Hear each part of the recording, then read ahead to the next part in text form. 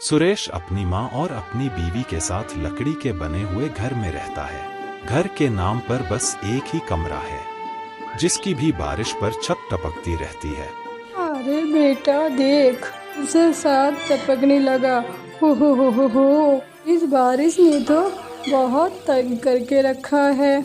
हाँ माँ, सब देख रहा हूँ मैं। बस थोड़ी समय की बात है, एक बार मेरा कोई अच्छा काम चलने लगे, फिर मैं घर ही नया बनवा लूँगा। सुरेश अपने परिवार के लिए खूब मेहनत करता है। वह पैसे से लकड़हारा होता है। सुरेश और संजना दोनों सुबह सुबह जंगल में लकड़ी काटने के लिए जाते हैं। साल, सगुन, चंदन सभी तरह की लकड़ियाँ काट कर लाता है और शहर में जाकर बेचते हैं। आजी, क्या हुआ?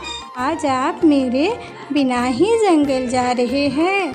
अरे नहीं संजना, मैं सोच रहा हूँ तुम गर्भवती हो, इसीलिए तुम्हें घर पर ही रहकर आराम करना चाहिए। मैंने माँ को बता दिया है, वो तुम्हारा अच्छे से ध्यान रखेगी। अरे हाँ बेटी, सुरेश सही कह रहा है, तुम्हें अब घर पर ही रहना चाहिए। इसी हालत में तुम्हारा जंगल जाना ठीक नहीं है। अरे नहीं माँ जी, आप दोनों खामखा ही मेरा चिंता कर रहे हैं कि मैं बिल्कुल स्वस्थ हूँ। वैसे भी मुझे करना ही क्या होता है, लकड़ी काटते हैं और मैं बस लकड़ी इकट्ठा ही करती हूँ। दोनों जंगल जाते हैं। सुरेश लकड़ी काटता है और संजना लकड़ी इकट्ठा करती है।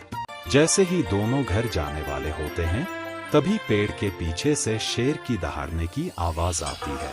तभी उसकी बीवी से कहती है, कौन है सुरेश जी? ये किसकी आवाज है? मुझे तो बहुत ही डर लग रहा है। शेर फिर से दहाड़ने लगता है। अरे ये तो शेर की दहाड़ने की आवाज है, पर तुम घबराओ मत, मैं हूँ ना। तभी शेर पेड़ के पीछे से निकलकर सुरेश की गर्दन दबा देता है। सुरेश कहता है, शेर बचाओ बचाओ। सुरेश जी, ये क्या हो रहा है? क्या होगा? संजना तुम भाग जाओ, आओ यहाँ से। देखो, मुझे पता है मेरा अंत समय आ गया है, पर तुम तो अपनी और मेरे बच्चे की जान बचा सकती हो। ये आप क्या कह रहे हैं जी? मैं आपको छोड़कर कैसे जा सकती हूँ? अरे संजना, तुझे मेरी कसम, जाओ, भाग जाओ। सुरेश को शेर खा जाता है। शर्मीली और संजना बिल्कुल अकेली हो जाती है। बेचारे विधवा संजना पर सास और उसके बच्चे की जिम्मेदारी आ जाती है। संजना रोड पर झाड़ू लगाकर जो पैसे बचाता है, उसमें से अपना गुजर बसर करती है। एक दिन की बात है, एक सब्जी वाला खराब हुई सब्जी को छाट कर फेंक रहा था। तभी शर्मीली जाकर कहती है, अरे चांद भैया, आप ये आलू क्यों फेंक रहे? अरे संजना बहन, क्या करूं, सारे आलू सड़ गए हैं, को रखकर क्या करूंगा? अरे चांद भैया, इससे फेंकने के अच्छा है आप मुझ जैसे गरीब को ये दे दे। हाँ संजना बहन, अगर तुम्हें चाहिए तो तुम ले जाओ, वैसे भी मैं इन्हें फेंकने वाला हूँ। शर्मीली व सड़े हुए आलू घर लेकर आती है। दोनों सास बहू उनमें से अच्छे अच्छे आलू छाट लेती है और रात में आलू उबाल कर सुबह सुबह आलू के पराठा बना लेती है। तभी उसके सास कहती है, अरे संजना बेटा, बड़े दिनों के बाद आलू के पराठे खाए। जब सुरेश जिंदा था तो रोज हमें अच्छे अच्छे पकवान खिलाता था, और आज इतने समय बाद तुम्हारी वजह से खाया है। अरे माँ जी, आप ऐसे दिल छोटा ना कीजिए, सब ठीक हो जाएगा। शर्मीली एक पराठा बचाकर चांद को देती है। वह कहता है, अरे वाह संजना बहन, तुम्हारे हाथों में तो मानो कोई जादू है। थोड़े दिनों में शर्मीली का पेट भी बढ़ने लगा। अब उससे कोई भी काम नहीं होता। भूख के मारे दोनों सास बहू का बुरा हाल था। तभी शर्मीली कहती है, मुझे जल्द से जल्द कोई अच्छा काम ढूंढना होगा। आज ही भूखी है और मेरे बच्चे के लिए मुझे खाना खाना बहुत जरूरी है। पर ऐसा क्या काम करूं? तभी चांद उसे उदासी का कारण पूछता है। शर्मीली सब बताती है। तभी चांद उसे कहता है, अरे संजना बहन, तुम ऐसा क्यों नहीं करती? चाय और पराठे का काम क्यों नहीं खोलती? चाय का तो मुझे पता था, तुम बहुत अच्छी चाय बनाती हो और पराठा इतना अच्छा बनाती हो वो भी मैंने देख लिया। जादू है तुम्हारे हाथों में, सच में जादू है।